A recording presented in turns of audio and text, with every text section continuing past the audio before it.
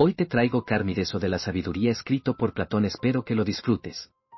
Sócrates, habiendo llegado la víspera de la llegada del ejército de Potidea, tuve singular placer, después de tan larga ausencia, en volver a ver los sitios que habitualmente frecuentaba. Entré en la palestra de Taureas, frente por frente del templo del Pórtico Real, y encontré allí una numerosa reunión, compuesta de gente conocida y desconocida. Desde que me vieron, como no me esperaban, todos me saludaron de lejos. Pero Querefón, tan loco como siempre, se lanza en medio de sus amigos, corre hacia mí, y tomándome por la mano, oh Sócrates, dijo, ¿cómo has librado en la batalla? Poco antes de mi partida del ejército había tenido lugar un combate bajo los muros de Potidea, y acababan de tener la noticia. ¿Cómo ves?, le respondí. Nos han contado, replicó, que el combate había sido de los más empeñados, y que habían perecido en él muchos conocidos. ¿Os han dicho la verdad? ¿Asististe a la acción? Allí estuve. Ven a sentarte, dijo, y haznos la historia de ella, porque ignoramos completamente los detalles. En el acto, llevándome consigo, me hizo sentar al lado de Critias, hijo de Callescrus. Me senté, saludé a Critias y a los demás, y procuré satisfacer su curiosidad sobre el ejército, teniendo que responder a 1000 preguntas. Terminada esta conversación, les pregunté a mi vez qué era de la filosofía, y si entre los jóvenes se habían distinguido algunos por su saber o su belleza, o por ambas cosas. Entonces Critias, dirigiendo sus miradas hacia la puerta y viendo entrar a algunos jóvenes en tono de broma, y detrás un enjambre de ellos, respecto a la belleza, dijo, vas a saber, Sócrates, en este mismo acto todo lo que hay. Esos que ves que acaban de entrar son los precursores y los amantes del que, a lo menos por ahora, pasa por el más hermoso. Imagino que no está lejos, y no tardará en entrar. ¿Quién es, y de quién es hijo? Le conoces, dijo, pero no se le contaba aún entre los jóvenes que figuraban cuando marchaste Carmides, hijo de mi tío Glaucón y primo mío. Sí. Por Júpiter, le conozco en aquel tiempo, aunque muy joven, no parecía mal, hoy debe ser adulto y bien formado. Ahora mismo, dijo, vas a juzgar de su talla y disposición. Cuando pronunciaba estas palabras, Carmides entró. No es a mí, querido amigo, a quien es preciso consultar en esta materia, y si he de decir la verdad, soy la peor piedra de toque para decidir sobre la belleza de los jóvenes en su edad, no hay uno que no me parezca hermoso. Indudablemente me pareció admirable por sus proporciones y su figura, y advertí que todos los demás jóvenes estaban enamorados de él, como lo mostraban la turbación y emoción que noté en ellos cuando Carmides entró. Entre los que le seguían venía más de un amante. Que esto sucediera a hombres como nosotros, nada tendría de particular, pero observé que entre los jóvenes no había uno que no tuviera fijos los ojos en él, no precisamente los más jóvenes, sino todos, y le contemplaban como un ídolo. Entonces Querefón, interpelándome, dijo, ¿qué te parece de este joven, Sócrates? ¿No tiene hermosa fisonomía? Muy hermosa, respondí yo. Sin embargo, replicó él, si se despojase de sus vestidos, no te fijarías en su fisonomía, tan bellas son en general las formas de su cuerpo. Todos repitieron las palabras de Querefón. Por Hércules, dije yo entonces, me habláis de un hombre irresistible, si por cima de todo esto posee una cosa muy pequeña. ¿Cuál es?, dijo Critias. Que la naturaleza, repliqué yo, le haya tratado con la misma generosidad respecto del alma, y creo que así sucederá, puesto que este joven es de tu familia. Pues tiene un alma muy bella y muy buena, me respondió. ¿Y por qué?, repliqué yo, no pondremos primero en evidencia su alma, y no la contemplaremos antes que su cuerpo? En la edad en que se halla, ¿está en posición de sostener dignamente una conversación? Perfectamente, dijo Critias, porque ha nacido filósofo, y si hemos de creer a él y a todos los demás, es también poeta. Talento que os es hereditario, mi querido Critias, y que lo debéis a vuestro parentesco con Solón. ¿Pero qué esperas para darme a conocer a este joven y llamarle aquí? Aun cuando fuese más joven, ningún inconveniente tendría en conversar con nosotros delante de ti, su primo y tutor. Lo que dices es muy justo, vamos a llamarle. Dirigiéndose al mismo tiempo hacia un sirviente, esclavo, dijo, llama a Carmides, y dile que quiero que consulte con un médico sobre la indisposición de que me habló estos días. Y dirigiéndose a mí, hace algún tiempo, dijo, que tiene la cabeza pesada al levantarse de la cama. ¿Qué inconveniente hay en indicar que conoces un remedio a los males de cabeza? Ninguno, con tal que venga. Va a venir. Así sucedió. Carmides vino, y dio ocasión a una escena divertida. Cada uno de nosotros, que estábamos sentados, empujó a su vecino, estrechándole para hacer sitio y conseguir que Carmides se sentara a su lado, resultando de estos empujes individuales, que los dos que estaban a los extremos del banco, el uno tuvo que levantarse y el otro cayó en tierra. Sin embargo, Carmides se adelantó y se sentó entre Critias y yo. Pero entonces, oh amigo mío, me sentí todo turbado y perdí repentinamente aquella serenidad de antes, con la que contaba para conversar sin esfuerzo con él. Después Critias le dijo que era yo el que sabía un remedio. Él volvió hacia mí sus ojos como para interrogarme, echándome una mirada que no me es posible describir, y todos cuantos estaban en la palestra se apuraron a colocarse en círculo alrededor de nosotros. En este momento, querido mío, mi mirada penetró por entre los pliegues de su túnica, se enardecieron mis sentidos, y en mi transporte comprendí hasta qué punto Sidias es inteligente en amor, cuando hablando de un bello joven, y dirigiéndose a un tercero, le dice: no vayas, inocente Gamo, a presentarte a León, si no quieres que te despedace. En cuanto a mí, me he creído cogido entre sus dientes. Sin embargo, como me preguntó si sabía un remedio para el mal de cabeza, le respondí, no sin dificultad, que sabía uno. ¿Qué remedio es?, me dijo. Le respondí que mi remedio consistía en cierta hierba, pero que era preciso añadir ciertas palabras mágicas, que pronunciando las palabras y tomando el remedio al mismo tiempo se recobraba enteramente la salud, pero que por el contrario las hierbas sin las palabras no tenían ningún efecto. Pero él dijo: voy, pues, a escribir las palabras que tú vas a decirme. Las diré a petición tuya o sin ella. A mi ruego, Sócrates, replicó riéndose. Sea así, pero ¿sabes mi nombre? Sería una falta en mí el ignorarlo, dijo. En el círculo de jóvenes casi eres tú el principal objeto de nuestras conversaciones, y respecto a mí mismo, recuerdo bien haberte visto, siendo niño, muchas veces en compañía de mi querido Critias. Perfectamente, repliqué yo. Seré más libre para explicar en qué consisten estas palabras mágicas, porque no sabía cómo hacerte comprender su virtud. Es tal su poder, que no curan solo los males de cabeza. Quizá has oído hablar de médicos hábiles. Si se les consulta sobre males de ojos, dicen que no pueden emprender solo la cura de ojos, y que para curarlos tienen que extender su tratamiento a la cabeza entera. En igual forma, imaginar que se puede curar la cabeza sola despreciando el resto del cuerpo, es una necedad. Razonando de esta manera, tratan el cuerpo entero y se esfuerzan en cuidar y sanar la parte con el todo. ¿No crees tú que es así como hablan y cómo pasan las cosas? Es verdad, respondió. ¿Y tú apruebas esta manera de hablar y razonar? No puedo menos, dijo. Viendo a Carmides de acuerdo conmigo, más animado, poco a poco recobré mi serenidad y advertí que rehacía mis fuerzas. Entonces le dije: el mismo razonamiento puede hacerse con ocasión de nuestras palabras mágicas. Yo las aprendí allá en el ejército de uno de estos médicos tracios, discípulos de Samolsis, que pasan por tener el poder de hacer a los hombres inmortales. Este tracio declaraba que los médicos griegos tienen 100 veces razón para hablar, como yo les hice hablar antes, pero añadía: Samolsis, nuestro rey, y por añadidura un dios, pretende que si no debe emprenderse la cura de los ojos sin la cabeza, ni la cabeza sin el cuerpo, tampoco debe tratarse del cuerpo sin el alma, y que si muchas enfermedades se resisten a los esfuerzos de los médicos griegos, procede de que desconocen el todo. Dado que por el contrario debe tenerse el mayor cuidado, porque yendo mal el todo, es imposible que la parte vaya bien. Del alma, decía este médico, parten todos los males y todos los bienes del cuerpo y del hombre en general, e influye sobre todo lo demás, como la cabeza sobre los ojos.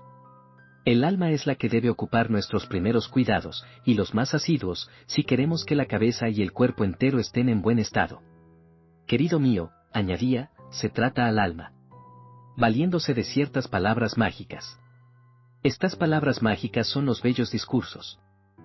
Gracias a estos bellos discursos, la sabiduría toma raíz en las almas, y, una vez arraigada y viva, nada más fácil que procurar la salud a la cabeza y a todo el cuerpo. Enseñándome el remedio y las palabras, acuérdate, me dijo, de no dejarte sorprender para no curar a nadie la cabeza con este remedio, si desde luego él no te ha entregado el alma para que la cures con estas palabras, porque hoy día, añadía, es un error de la mayor parte de los hombres el creer que se puede ser médico de una parte sin serlo de otra. Me recomendó mucho que no cediera a las instancias de ningún hombre, por rico, por noble, por hermoso que fuese, y que no obrase jamás de otra manera. Yo lo he jurado, estoy obligado a obedecer, y obedeceré infaliblemente. Con respecto a ti, siguiendo las recomendaciones del extranjero, si quieres entregarme desde luego el alma para que yo la hechice con las palabras mágicas del Tracio, curaré tu cabeza con el remedio. Si no, yo no puedo hacer nada por ti, mi querido Carmides. Apenas Critias me oyó hablar de esta manera, cuando exclamó, «¿Qué fortuna es para este joven, Sócrates, tener el mal de cabeza, si al curarse ve la necesidad de perfeccionar igualmente su espíritu?» Te diré, sin embargo, que Carmides me parece superior a los jóvenes de su edad, no solo por la belleza de las formas, sino también por esa cosa misma por la que tú has llegado a saber las palabras mágicas porque tú quieres hablar de la sabiduría, ¿no es verdad? Precisamente. Has de saber, replicó, que a los ojos de todos es incontestablemente el más sabio entre sus compañeros, y que en todo lo demás no es inferior a ninguno de la edad que él tiene.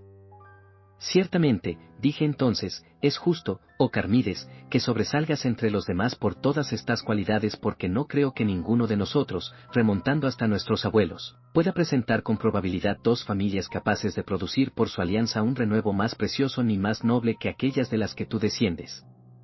Anacreonte, Solón y los demás poetas han celebrado a porfía la familia de tu padre que se liga a Critias, hijo de Dropido, diciendo lo mucho que ha sobresalido por su belleza y su virtud y por todas las demás ventajas que constituyen la felicidad. Por la de tu madre sucede lo mismo. Jamás se conoció en el continente un hombre, ni más hermoso, ni mejor que tu tío Pirilampo, embajador que fue ya cerca del gran rey, ya cerca de otros príncipes del continente. Esta familia no cede en nada a la precedente. Con tales antepasados tú no puedes menos de ser el primero de todos. Por esta parte de belleza que se ofrece a la vista, querido hijo de Glaucón, no has degenerado de tus abuelos y si en cuanto a sabiduría y a otras cualidades análogas estás dotado en los términos manifestados por Critias, entonces, mi querido Carmides, declaro que tu madre ha echado al mundo un dichoso mortal. Entendámonos, pues. Si estás ya en posesión de la sabiduría, como lo pretende mi querido Critias si eres suficientemente sabio, nada tienes que ver con las palabras mágicas de Samol Siso de Avaris, el hiperbólico, y debo en este instante enseñarte el remedio para el mal de cabeza pero si por el contrario piensas tener aún algo que aprender, es preciso que yo te hechice antes de hacerte conocer el remedio. A ti toca decirme si participas de la opinión de Critias, si crees tu sabiduría completa o aún incompleta. Carmides se ruborizó al pronto, y pareció más hermoso, porque la modestia cuadraba bien a su edad juvenil. Después dijo con cierta dignidad, que no le era fácil responder en el acto sí o no a semejante pregunta. Porque, añadió, si niego que soy sabio, me acuso a mí mismo, lo que no es razonable y además doy un mentiz a Critias y a muchos otros que me creen sabio, a lo que parece. En el caso contrario, hago yo mismo mi elogio, lo que no es menos inconveniente. Yo no sé qué responder. Entonces yo le dije, hablas bien, Carmides, y he aquí en consecuencia cuál es mi dictamen. Es que examinaremos juntos, si tú posees o no la cualidad en cuestión de esta manera evitaremos, tú el decir palabras que te costarían demasiado, y yo el curarte sin haber examinado antes si tienes necesidad del remedio. Si esto te place, emprenderé contigo este examen. Si no, dejémoslo en este estado. Carmides, eso me agrada cuanto es posible, y te suplico, que veas cuál es la mejor manera de proceder a esta indagación. Sócrates, he aquí el mejor método, en mi opinión, para proceder al examen. Evidentemente, si posees la sabiduría, eres capaz de formar juicio sobre ella, porque residiendo en ti, si de hecho reside, es una necesidad que se haga sentir interiormente, y haciéndose sentir, no puedes menos de formarte una opinión sobre la naturaleza y caracteres de la sabiduría. ¿No lo crees así? Carmides, así lo creo. Sócrates, ¿y lo que piensas, sabiendo el griego, puedes expresarlo tal como está en tu espíritu? Carmides, quizá. Sócrates, para que sepamos si la sabiduría reside en ti o no, dinos, ¿qué es la sabiduría en tu opinión? Al pronto Carmides dudó, y estuvo indeciso si responder o no. Sin embargo, concluyó por decir, que la sabiduría le parecía consistir en hacer todas las cosas con moderación y medida, en andar, hablar, obrar en todo de esta manera. En una palabra, añadió, la sabiduría es, a mi juicio, una cierta medida. Sócrates, ¿eso es cierto? Se dice comúnmente, querido Carmides, que los que proceden con medida son sabios, pero ¿hay razón para decirlo? Examinémoslo. Dime, ¿la sabiduría, se la cuenta entre las cosas bellas? Carmides, sí. Sócrates, ¿y qué es más bello para un maestro de escuela, escribir ligero o con medida? Carmides, escribir ligero. Sócrates, leer ligero o con lentitud. Carmides, ligero. Sócrates, y tocar la lira con soltura y luchar con agilidad no es más bello que hacer todas estas cosas con mesura y lentitud. Carmides, sí. Sócrates, ¿y qué? ¿En el pugilato y en los combates de todos géneros, no sucede lo mismo? Carmides, absolutamente. Sócrates, el salto, la carrera y todos los ejercicios del cuerpo, ¿no son bellos cuando se ejecutan con agilidad y ligereza, y feos cuando se ejecutan con pesadez, embarazo y mesura? Carmides, así parece. Sócrates, resulta, pues, que, por lo menos en lo relativo al cuerpo, no es la mesura, sino la velocidad y agilidad, las que son bellas, ¿no es así? Carmides, sin duda. Sócrates, ¿pero la sabiduría es bella? Carmides, sí. Sócrates, luego, por lo menos, en lo que concierne al cuerpo, no es la mesura o medida, sino la velocidad la que constituye la sabiduría, puesto que la sabiduría es una cosa bella. Carmides, eso es muy probable. Sócrates, ¿pero qué? ¿Cuál es más bello, la facilidad o la dificultad en aprender? Carmides, la facilidad. Sócrates, pero la facilidad en aprender consiste en aprender pronto, y la dificultad en aprender con mesura y lentitud. Carmides, sí. Sócrates, ¿y no es más bello, y en alto grado, instruir a uno con prontitud, que con mesura y lentitud? Carmides, sí. Sócrates, en la reminiscencia y en el recuerdo, la mesura y la lentitud son más bellas, o bien lo son la fuerza y la rapidez. Carmides, son la fuerza y la rapidez. Sócrates, ¿una comprensión fácil no consiste en un ejercicio rápido del alma y no en la mesura? Carmides, es cierto. Sócrates, por consiguiente, cuando se trata de comprender las lecciones de un maestro, sea de lenguas, sea de música, sea de cualquiera otra cosa, no es la gran mesura, sino la gran velocidad, la que es verdaderamente bella. Carmides, sí. Sócrates, luego, mi querido Carmides, en todo lo que concierne al alma, la agilidad y la velocidad parecen más bellas que la lentitud y la mesura. Carmides, es muy probable. Sócrates, de donde se sigue, razonando como hasta aquí, que la sabiduría no es la mesura, ni una vida mesurada es una vida sabia, siendo la sabiduría inseparable de la belleza.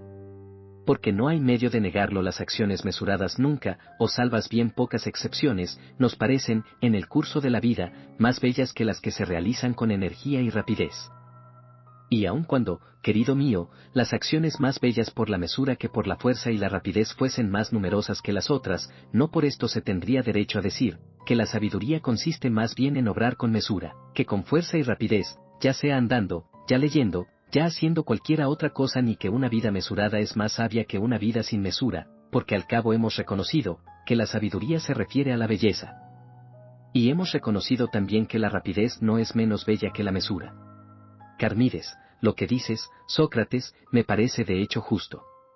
Sócrates, pues bien, mi querido Carmides, fíjate atentamente en ti mismo, considera en lo que te has convertido bajo el imperio de la sabiduría y cuál debe ser esta, para haberte hecho sabio y, condensando enseguida tus ideas, di claramente y como hombre de corazón lo que es la sabiduría en tu opinión. Y él, después de haber reflexionado y examinado resueltamente la cosa en sí mismo, dijo, me parece, que lo propio de la sabiduría es producir el rubor, hacer al hombre modesto y vergonzoso. La sabiduría es, pues, el pudor. Sócrates, ¿no confesaste antes que la sabiduría era una cosa bella? Carmides, sin duda. Sócrates, ¿y los hombres sabios son buenos igualmente? Carmides, sí. Sócrates, ¿es buena una cosa que no produce lo bueno? Carmides, no, ciertamente. Sócrates, la sabiduría no es solo una cosa bella, sino una cosa buena. Carmides, así me parece. Sócrates, ¿pero qué, no crees que Homero ha tenido razón en decir, el pudor no es bueno al indigente? Carmides, verdaderamente sí. Sócrates, pero entonces el pudor es bueno y no es bueno a la vez. Carmides, así parece. Sócrates, pero la sabiduría es buena, puesto que hace buenos a los que la poseen, sin hacerlos jamás malos. Carmides, a mi parecer, es como dices. Sócrates, luego la sabiduría no es pudor, puesto que es esencialmente buena, y que el pudor tan pronto es bueno, tan pronto malo.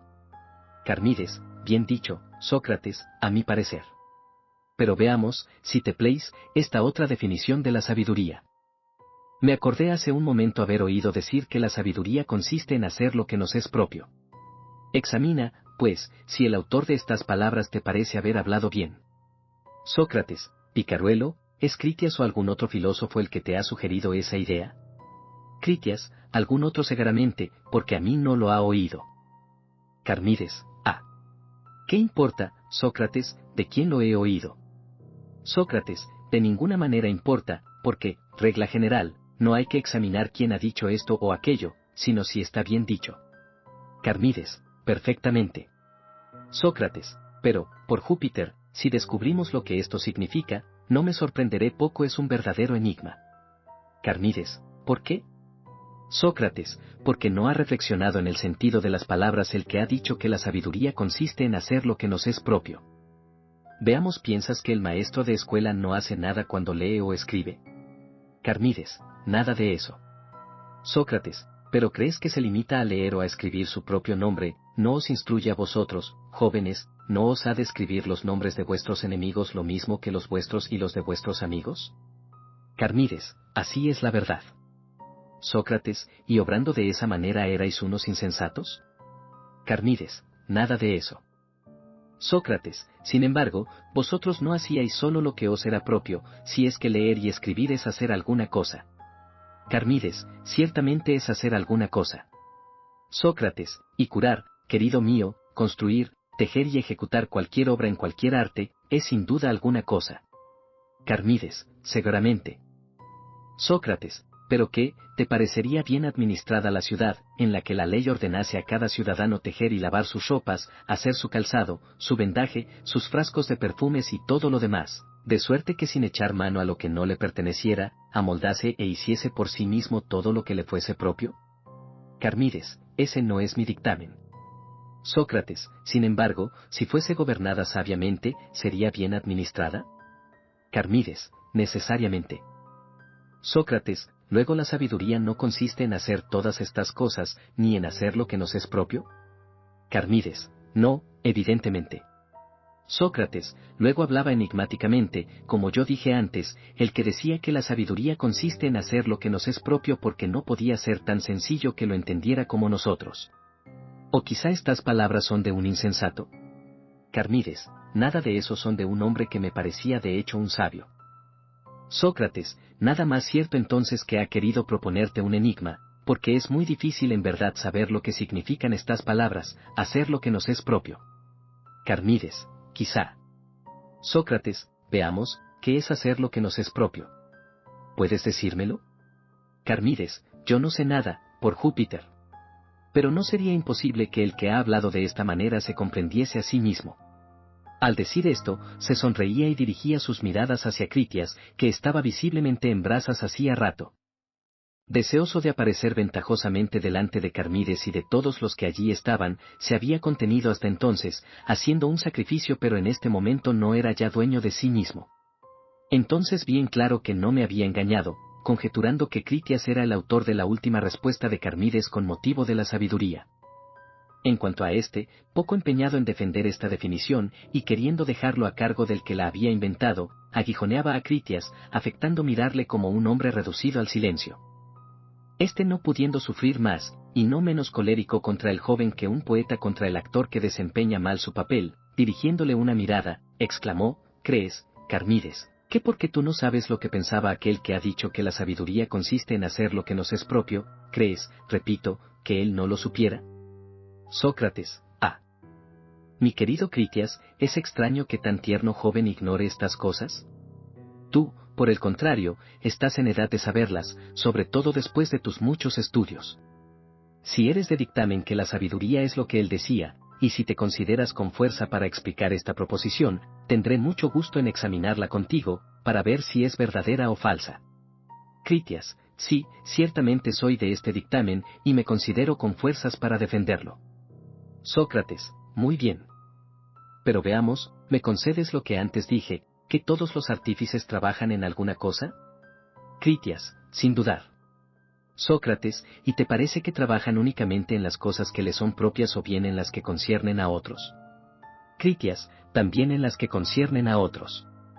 Sócrates, son sabios, aun cuando no trabajen únicamente en lo que les es propio. Critias, ¿y qué significa eso? Sócrates, para mí nada. Pero, mira, si esto no significa nada para el que, después de haber sentado que la sabiduría consiste en hacer lo que nos es propio, reconoce enseguida y tiene por sabios igualmente los que hacen lo que concierne a otros. Critias, pero ¿qué he reconocido, por sabios a los que hacen lo que concierne a los demás, o los que trabajan en este sentido? Sócrates, veamos, ¿es que hay diferencia a tus ojos entre hacer una cosa y trabajar en ella? Critias, sí, verdaderamente la hay, y no hay que confundir los términos trabajar y ocuparse. He aprendido de Hesiodo esto, ninguna ocupación es deshonrosa. Si por ocuparse y hacer hubiera entendido las cosas de que tú hablabas antes, ¿crees que hubiera querido decir, no es vergonzoso para nadie coser sus zapatos, vender escabeche o estar despachando en una tienda? No, Sócrates, no, sino que él sin duda ha creído, que una cosa es hacer y ocuparse y otra es trabajar, y que puede haber algo de vergonzoso en un trabajo sin relación con lo bello, lo que nunca sucede con la ocupación. Trabajar en vista de lo bello y de lo útil, he aquí lo que llama ocuparse, y los trabajos de este género son para él ocupaciones y actos. Estos son los únicos que considera como propios, todo lo que nos es dañoso nos es extraño. En este sentido, no lo dudes, es como Hesiodo, y con el todo hombre de buen juicio, llama sabio al que hace lo que es propio. Sócrates, o Critias, desde tus primeras palabras sospeché, que por lo que nos es propio, lo que nos concierne, querías decir el bien, y por acción el trabajo de los hombres de bien, porque he oído a Prodico hacer mil y mil distinciones entre las palabras. Si así da a las palabras el sentido que te agrade, me basta que las definas al tiempo de emplearlas. Volvamos ahora a nuestra indagación y respóndeme claramente, ¿hacer el bien o trabajar en él, o como quieras llamarlo, lo que tú llamas sabiduría? Critias, sin duda. Sócrates, sabio es el que hace el bien, no el que hace el mal. Critias, tú mismo, querido mío, ¿no eres de mi dictamen? Sócrates, no importa lo que tenemos que examinar, no es lo que yo pienso, sino lo que tú dices. Critias, pues bien, el que no hace el bien sino que hace el mal, declaro que no es sabio; al que no hace el mal sino el bien, le declaro sabio. La práctica del bien, he aquí precisamente como defino la sabiduría. Sócrates, podrá suceder que tengas razón, sin embargo, una cosa me llama la atención, y es, que admites que un hombre pueda ser sabio y no saber que lo es. Critias, no hay tal, de ninguna manera admito eso. Sócrates, ¿no has dicho antes, que los artífices pueden muy bien trabajar en las cosas que conciernen a otros y ser sabios? Critias, ya lo he dicho, pero ¿qué significa esto? Sócrates, nada, pero respóndeme, ¿el médico que cura a un enfermo te parece que obra con utilidad para sí mismo y para el enfermo? Critias, sí, ciertamente. Sócrates, conduciéndose de esta manera, ¿se conduce convenientemente? Critias, sí. Sócrates, ¿y el que se conduce convenientemente no es sabio? Critias, lo es. Sócrates, pero es necesario que el médico sepa si sus remedios tienen o no tienen un efecto útil, y el obrero debe saber si sacará o no sacará provecho de su trabajo. Critias, quizá no. Sócrates, sucede algunas veces que un médico hace unas cosas útiles y otras dañosas sin saber lo que hace. Sin embargo, según tú, cuando obra útilmente obra sabiamente, ¿no es esto lo que decías? Critias, sí. Sócrates, luego, al parecer, puesto que obra algunas veces útilmente, obra sabiamente, es sabio, y sin embargo, él no se conoce, no sabe que es sabio. Critias, pero no, Sócrates, eso no es posible. Si crees que mis palabras conducen necesariamente a esta consecuencia, prefiero retirarlas. Quiero más confesar sin rubor que me he expresado inexactamente, que conceder que se pueda ser sabio sin conocerse a sí mismo. No estoy distante de definir la sabiduría el conocimiento de sí mismo, y de hecho soy de la opinión del que colocó en el templo de Delfos una inscripción de este género. Esta inscripción es, a mi parecer, el saludo que el dios dirige a los que entran, en lugar de la fórmula ordinaria, sed dichoso, creyendo al parecer que este saludo no es conveniente, y que a los hombres debe desearse, no la felicidad, sino la sabiduría. He aquí en qué términos tan diferentes de los nuestros habla el Dios a los que entran en su templo, y yo comprendo bien el pensamiento del autor de la inscripción. Sed sabio, dice a todo el que llega al lenguaje un poco enigmático, como el de un adivino. Conócete a ti mismo y sé sabio es la misma cosa, por lo menos así lo pensamos la inscripción y yo. Pero puede verse en esto una diferencia, y es el caso de los que han grabado inscripciones más recientes: nada en demasía, date en caución y no estás lejos de tu ruina. Han tomado la sentencia: conócete a ti mismo, por un consejo, y no por el saludo del Dios a los que entran. Y queriendo hacer ver que también ellos eran capaces de dar útiles consejos, han grabado estas máximas sobre los muros del edificio. He aquí, Sócrates, a donde tiende este discurso. Todo lo que precede te lo abandono. Quizá la razón está de tu parte, quizá de la mía. En todo caso, nada de sólido hemos dicho. Pero ahora estoy resuelto a sostenerme con razones, si no me concedes que la sabiduría consiste en conocerse a sí mismo. Sócrates: pero, mi querido Critias, obras conmigo como si tuviese la pretensión de saber las cosas sobre que interrogo, y como si yo no tuviese más que querer, para ser de tu dictamen. Dios me libre de que así suceda. Yo busco de buena fe la verdad contigo, hasta ahora la ignoro.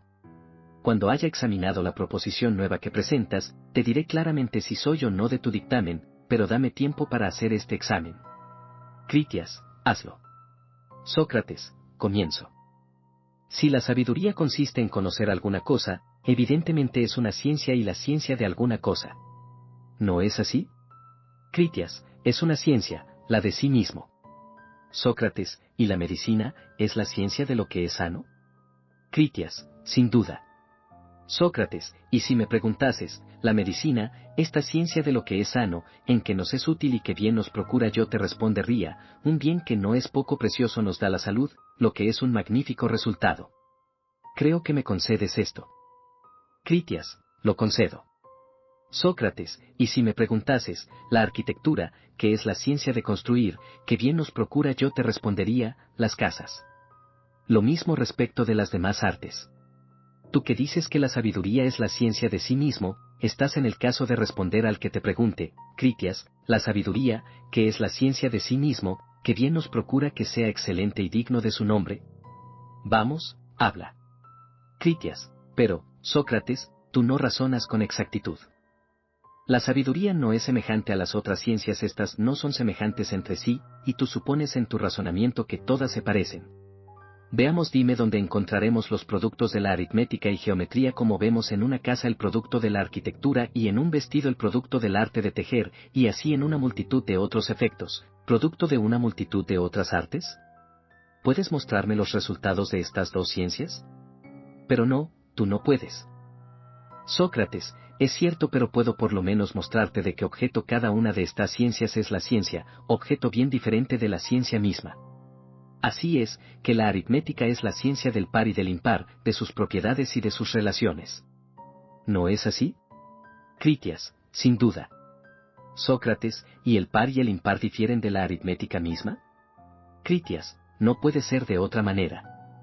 Sócrates: ¿y la estática es la ciencia de lo pesado y de lo ligero? Lo pesado y lo ligero difieren de la estática misma. ¿No lo crees así? Critias: lo creo. Sócrates: pues bien, dime, ¿cuál es el objeto de la ciencia de la sabiduría, que sea distinto de la sabiduría misma? Critias: veamos el punto en que estamos, Sócrates.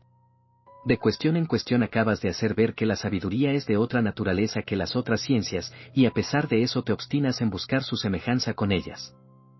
Esta semejanza no existe, pues mientras que todas las demás ciencias son ciencias de un objeto particular y no del todo de ellas mismas, solo la sabiduría es la ciencia de otras ciencias y de sí misma. Esta distinción no puede ocultársete, y creo que haces ahora lo que declarabas antes no querer hacer: te propones solo combatirme y refutarme, sin fijarte en el fondo de las cosas. Sócrates: pero ¿qué? ¿Puedes creer que si yo te estrecho con mis preguntas, sea por otro motivo que por el que me obligaría a dirigirme a mí mismo y examinar mis palabras? Quiero decir, el temor de engañarme pensando saber lo que yo no sabría. No, te lo aseguro, solo un objeto he tenido: ilustrar la materia de esta discusión, primero, por mi propio interés, y quizá también por el de algunos amigos. Porque no es un provecho común para todos los hombres que la verdad sea conocida en todas las cosas. Critias: seguramente, Sócrates. Sócrates: ánimo, pues, amigo mío, responde a mis preguntas, según tu propio juicio, sin inquietarte, si es Critias o Sócrates el que lleva la mejor parte. Aplica todo tu espíritu al objeto que nos ocupa, y que sea una sola cosa la que te preocupe, la conclusión a que nos conducirán nuestros razonamientos. Critias: así lo quiero, porque lo que me propones me parece muy razonable. Sócrates, habla y dime lo que piensas de la sabiduría. Critias, pienso, que, única entre todas las demás ciencias, la sabiduría es la ciencia de sí misma y de todas las demás ciencias. Sócrates, luego será también la ciencia de la ignorancia, si lo es de la ciencia. Critias, sin duda. Sócrates, por consiguiente, solo el sabio se conocerá a sí mismo, y estará en posición de juzgar de lo que sabe y de lo que no sabe. En igual forma, solo el sabio es capaz de reconocer, respecto a los demás, lo que cada uno sabe creyendo saberlo, como igualmente lo que cada uno cree saber, no sabiéndolo. Ningún otro puede hacer otro tanto. En una palabra, ser sabio, la sabiduría, el conocimiento de sí mismo, todo se reduce a saber lo que se sabe y lo que no se sabe. ¿No piensas tú lo mismo? Critias, sí. Sócrates, te llamo otra vez la atención, y con estas serán 3, número que está consagrado al Dios libertador, para que examinemos, como si comenzáramos esta indagación, primero, si es posible o no saber que una persona sabe lo que sabe y no sabe lo que no sabe enseguida, suponiendo esto posible, ¿qué utilidad puede resultar en saberlo? Critias, sí, examinémoslo. Sócrates, pues bien, mi querido Critias, mira si en esta indagación eres más afortunado que yo, porque yo me veo sumamente embarazado. ¿Te explicaré este conflicto mío? Critias, con gusto. Sócrates, y como no tengo de verme embarazada, si lo que has dicho es una verdad, es decir, si existe una cierta ciencia, que no es la ciencia de ninguna otra cosa más que de sí misma y de las otras ciencias, y que además es la ciencia de la ignorancia. Critias, pues todo eso es verdad. Sócrates, mira, querido mío, que sentamos por base una idea absurda, considérala aplicada a otros objetos, y te parecerá, estoy seguro de ello, perfectamente irracional. Critias, ¿cómo puede suceder eso y en qué objetos? Sócrates, he aquí. Concibes una vista, que no viese ninguna de las cosas que ven las demás vistas, pero que sea la vista de sí misma y de las demás vistas, y hasta de lo que no es visto. Concibes una vista, que no viese el color, a pesar de ser vista, pero que se viese ella misma y las demás vistas. ¿Crees que semejante vista existe? Critias, no, por Júpiter. Sócrates, concibes un oído, que no oyese ninguna voz, pero que se oyese a sí mismo y a los otros oídos, y hasta lo que no es oído. Critias, tampoco. Sócrates, considerando todos los sentidos a la vez, ¿te parece posible que haya uno que sea el sentido de sí mismo y de los otros sentidos, pero que no sienta nada de lo que los otros sentidos sienten? Critias, no, ciertamente. Sócrates, ¿te parece posible que haya un deseo, que no sea el deseo del placer, y que solo lo sea de sí mismo y de los otros deseos? Critias, no. Sócrates, una voluntad, que no quisiese ningún bien, pero que se quisiese a sí misma y a las otras voluntades? Critias, nada de eso. Sócrates, ¿puedes concebir que exista un amor, que no es el amor de ningún género de belleza, sino de sí mismo y de los otros amores? Critias, de ninguna manera. Sócrates, ¿puedes imaginar un temor que se teme a sí mismo y a los demás temores, pero que no teme ningún peligro? Critias, no lo imagino. Sócrates, una opinión que es la opinión de las demás opiniones y de sí misma, y que no se refiere a ninguno de los objetos ordinarios de la opinión. Critias, nada de eso. Sócrates, y sin embargo, afirmamos que existe una ciencia que no es la ciencia de ningún conocimiento particular, sino la ciencia de sí misma y de las otras ciencias. Critias, así lo afirmamos. Sócrates, es cosa bien extraña, si existe semejante ciencia. Sin embargo, no nos apuremos a negar que exista, y procuremos examinarla aún. Critias, tienes razón. Sócrates, veamos. Esta ciencia es la ciencia de alguna cosa y tiene la propiedad de referirse a alguna cosa. ¿No es así? Critias, seguramente. Sócrates, decimos de la cosa que es más grande, que tiene la propiedad de serlo más que cualquiera otra. Critias, sin duda. Sócrates, más que todo lo que es más pequeño, porque ella es más grande. Critias, necesariamente. Sócrates, si encontráramos un cuerpo más grande, que lo fuese más que los demás cuerpos y que él mismo, sin ser más grande que los cuerpos sobrepujados por aquellos que él sobrepujan, no se seguiría de toda necesidad, ¿qué sería a la vez más grande que sí mismo, y más pequeño que sí mismo? ¿Qué dices a esto? Critias, eso sería de toda necesidad, Sócrates.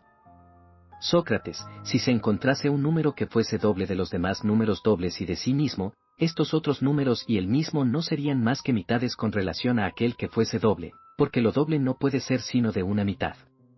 Critias, es cierto. Sócrates, por consiguiente una cosa sería al mismo tiempo más grande que sí misma y más pequeña, más pesada y más ligera, más vieja y más nueva, y así de todo lo demás. No es indispensable que la cosa, que posee la propiedad de referirse a sí misma, posea además la cualidad a que tiene la propiedad de referirse. Por ejemplo, ¿el oído solo oye la voz, no es así? Critias, sí. Sócrates, si el oído se oyese a sí mismo, solo sería a condición de tener una voz, porque en otro caso él no oiría. Critias, es preciso. Sócrates, y la vista, querido mío, si viese a sí misma, sería preciso necesariamente que ella tuviese algún color, porque la vista no puede verlo incoloro. Critias, no, sin duda. Sócrates, ya ves, Critias, que de las cosas que acabamos de recorrer, las unas no pueden absolutamente referirse a sí mismas, y no es probable que las demás puedan hacerlo. En cuanto a la magnitud, al número y otras cosas semejantes es de hecho imposible. ¿No es así? Critias, ciertamente. Sócrates, en cuanto al oído y la vista, en cuanto al movimiento que tuviese la propiedad de moverse, al calor que tuviese el de calentarse y todas las cosas de este género, muchas personas no querrían creerlo, pero quizá otras lo creerán.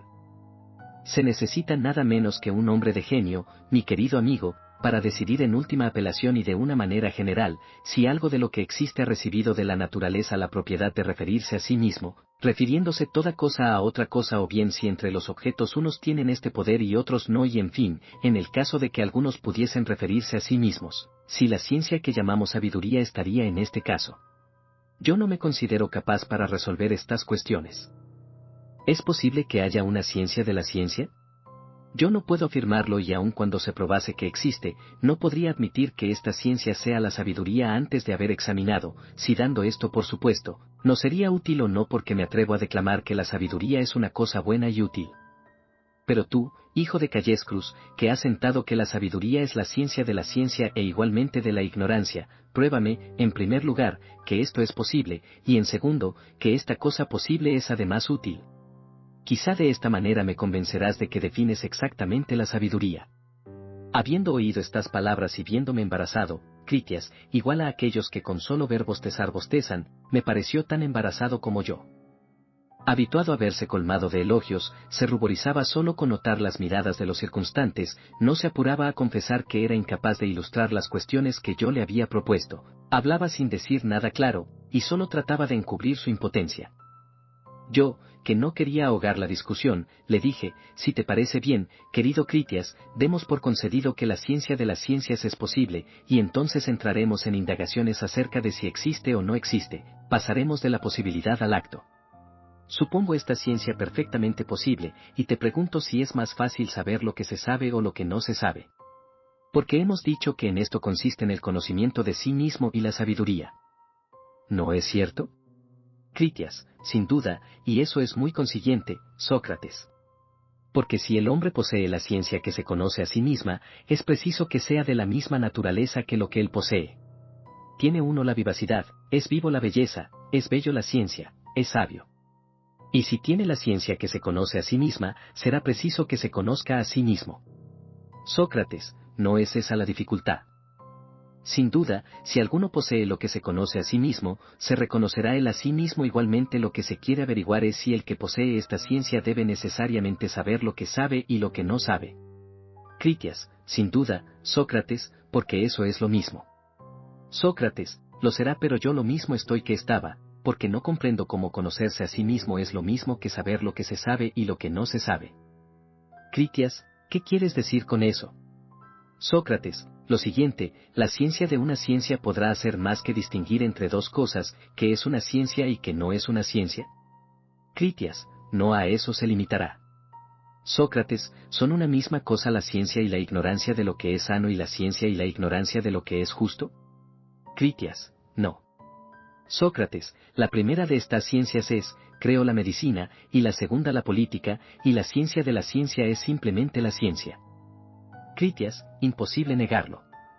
Sócrates, el que no conoce ni lo sano, ni lo justo, y solamente tiene la ciencia de la ciencia, reducido a esta ciencia única, podrá saber que él sabe alguna cosa y que posee una cierta ciencia y lo sabrá de los demás y de sí mismo.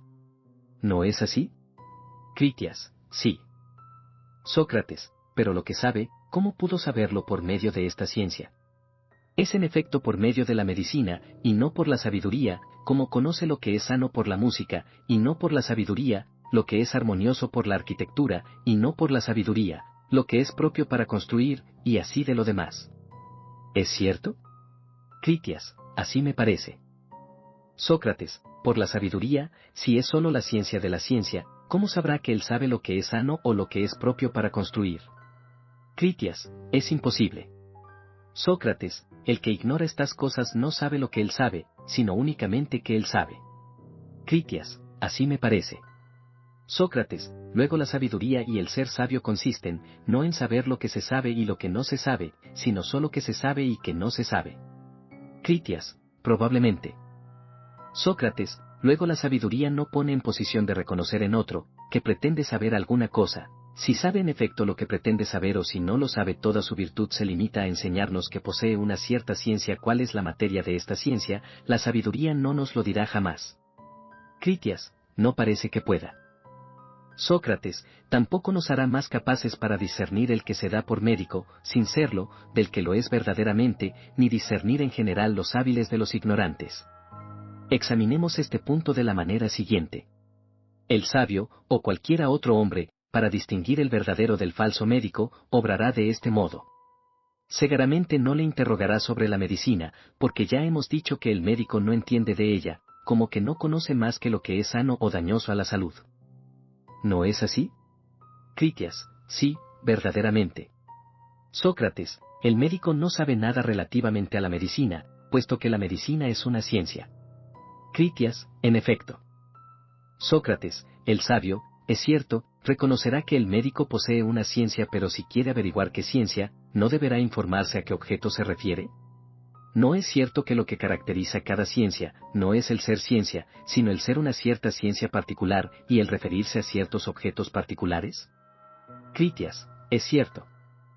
Sócrates, lo que caracteriza la medicina, lo que la distingue de las demás ciencias, es que tiene por objeto lo que es sano y lo que es dañoso a la salud. Critias, sí.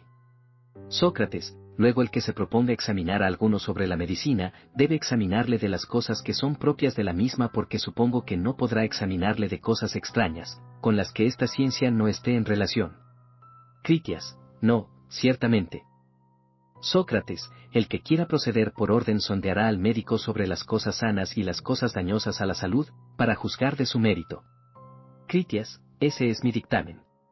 Sócrates, hará estudios sobre las palabras y acciones del médico para juzgar si las unas son bien dichas y las otras bien hechas. Critias, necesariamente. Sócrates, pero sin la medicina, ¿es posible comprender, sea las palabras, sea las acciones de un médico? Critias, de ninguna manera. Sócrates, fuera del médico, nadie será capaz de ello, ni aun el sabio, porque en otro caso uniría los conocimientos de un médico a los de un sabio. Critias, es cierto. Sócrates, por consiguiente, si la sabiduría es solo ciencia de la ciencia y de la ignorancia, es claro como el día que no nos pondrá en posición de distinguir el médico que posee su arte, del que no le posee y le impone a los demás y a sí mismo, ni tampoco nos hará buenos jueces en las otras artes, excepto en aquella que practiquemos nosotros mismos, pero todos los artistas pueden hacer otro tanto. Critias, es cierto. Sócrates, pues bien, querido Critias, reducida la sabiduría a estos términos, ¿cuál puede ser su utilidad? Si como supusimos al principio, el sabio supiese lo que sabe y lo que no sabe, si supiese que sabe ciertas cosas y no sabe otras ciertas cosas, y pudiese además juzgar a los demás hombres en esta misma relación, entonces, yo lo declaro, nos sería infinitamente útil el ser sabios. En efecto, pasaríamos la vida exentos de faltas los que tuviésemos la sabiduría, y lo mismo sucedería a los que obrasen bajo nuestra dirección.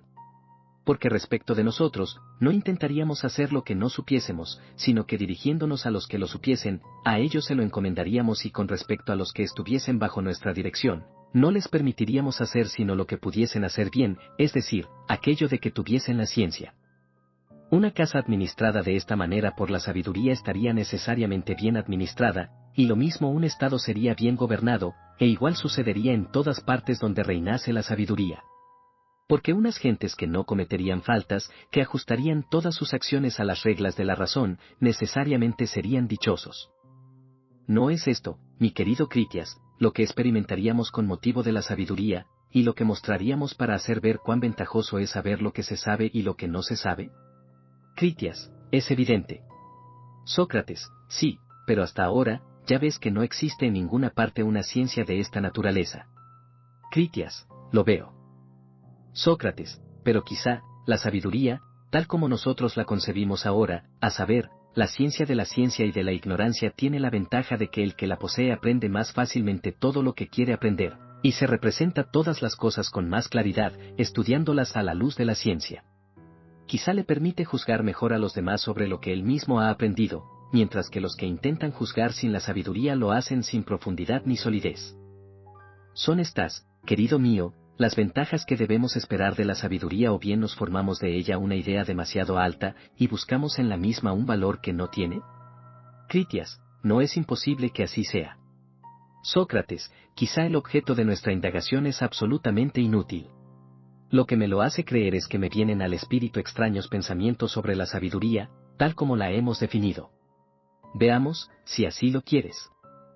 Convengamos en que la ciencia de la ciencia es posible, y además lo que al principio sentamos, que la sabiduría consiste en saber lo que se sabe y lo que no se sabe en vez de negarlo, admitámoslo.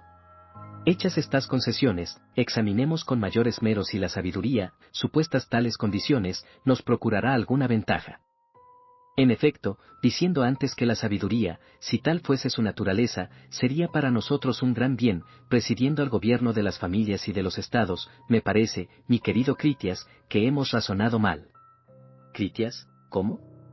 Sócrates, porque hemos concedido con demasiada ligereza, que sería un gran bien para los hombres hacer aquello que saben, y encomendar lo que no saben a los que lo saben.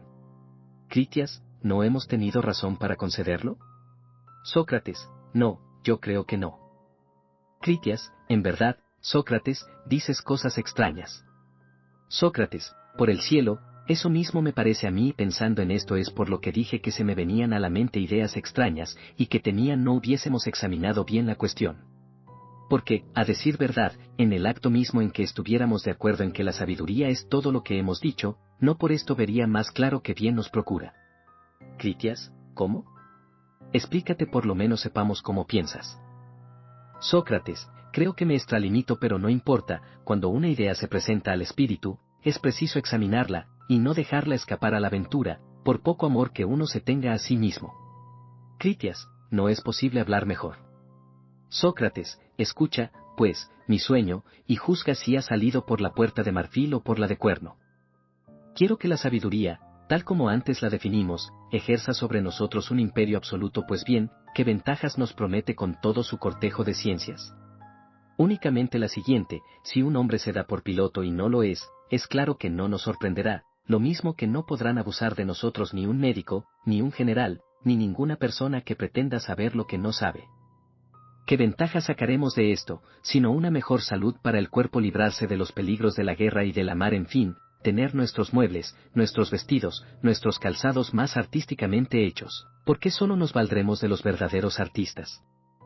Avancemos, si quieres, hasta conceder que la adivinación es la ciencia del porvenir y que la sabiduría, saliendo al frente, nos pone en guardia contra los charlatanes y nos descubre los verdaderos adivinos, que son los que saben lo que realmente ha de suceder. Pues bien, yo concibo perfectamente que la especie humana en estas condiciones obrará y vivirá conforme a la ciencia. La sabiduría, en efecto, guardián vigilante, no permitirá a la ignorancia deslizarse en nuestros trabajos, más por vivir conforme a la ciencia, viviremos mejor y seremos dichosos. He aquí lo que yo aún no puedo comprender, mi querido Critias. Critias, sin embargo, no veo de qué medio has de valerte para encontrar un modo mejor de vivir, si vivir conforme a la ciencia no tiene ningún valor a tus ojos. Sócrates, escucha aún una pequeña explicación, te lo suplico. ¿Según qué ciencia? ¿La de Zapatero? Critias, no, por Júpiter. Sócrates, quizá la de herrero. Critias, no. Sócrates, será en la de trabajar en lana, en madera o en otras cosas de la misma especie. Critias, de ninguna manera. Sócrates, no insistamos más sobre nuestro juicio, que es dichoso el que vive según la ciencia. Porque los artistas de que acabamos de hablar viven según la ciencia, y sin embargo tú no admites que sean dichosos, al parecer solo tienes por felices los que viven según ciertas ciencias. Quizás solo concedes este privilegio al que designé yo antes, al que sabe todo lo que debe suceder, al adivino. Critias, a ese y también a otros. Sócrates, ¿cuáles? ¿Será al que una al conocimiento del porvenir, el de lo pasado y lo presente? Supongo que un tal hombre existe. Creo que confesarás, que ningún otro, que no sea éste, puede vivir según la ciencia. Critias, ningún otro. Sócrates, una pregunta aún. ¿Cuál de estas ciencias es la que hace a este hombre dichoso, o son todas a la vez y en debida proporción? Critias, no, ciertamente todas en proporción, no. Sócrates, entonces ¿cuál contribuye más? ¿Es la ciencia de los sucesos presentes, pasados y futuros? ¿Es la del ajedrez? Critias, el juego de ajedrez. Sócrates, ¿la de los números? Critias, tampoco. Sócrates, ¿la de lo que es sano? Critias, quizá. Sócrates, pero, en fin, ¿cuál es la que más contribuye? Critias, la ciencia del bien y del mal.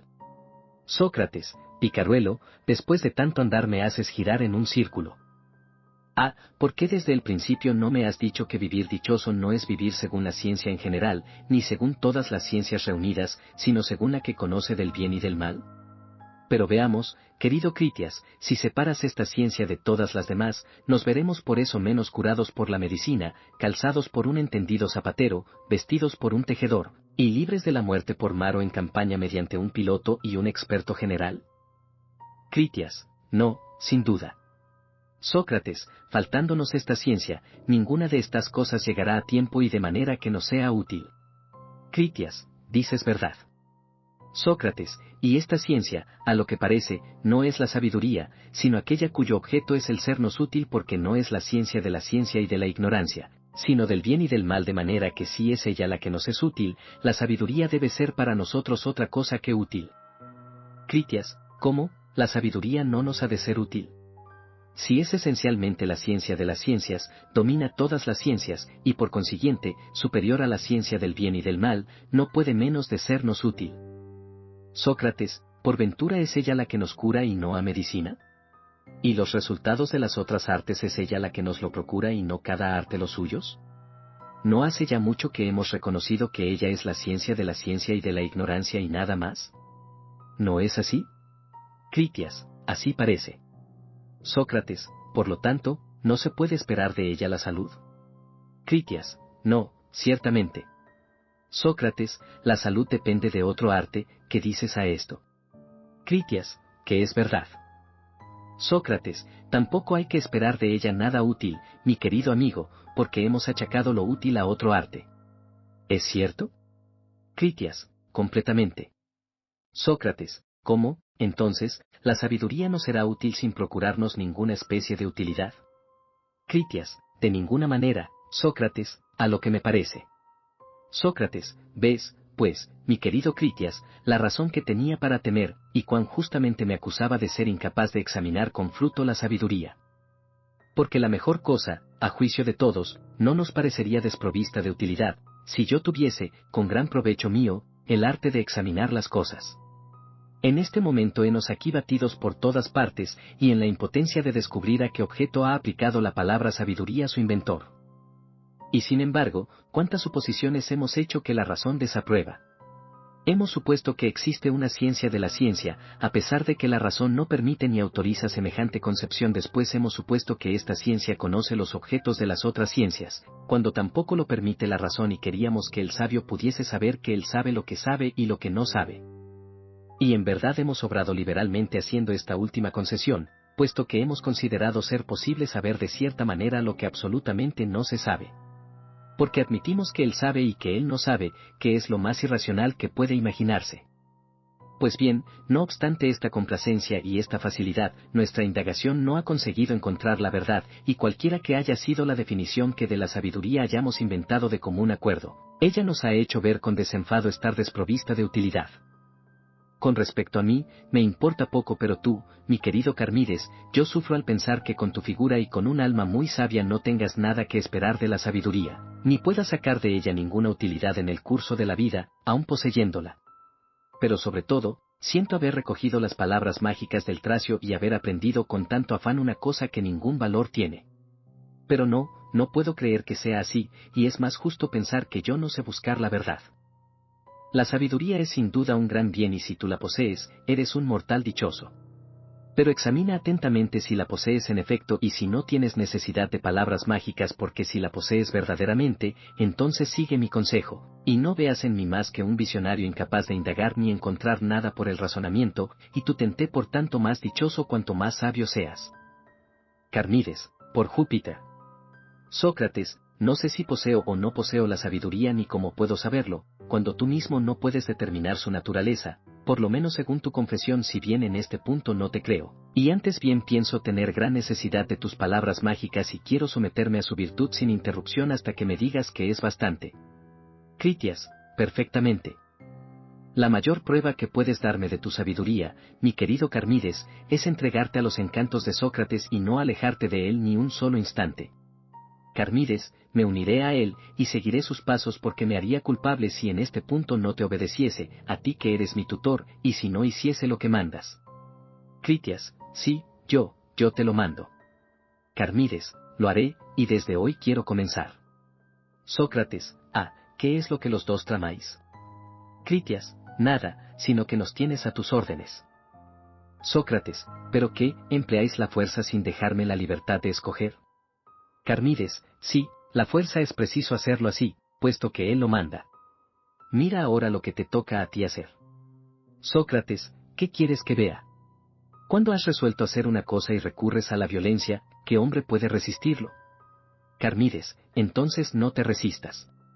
Sócrates, concedido.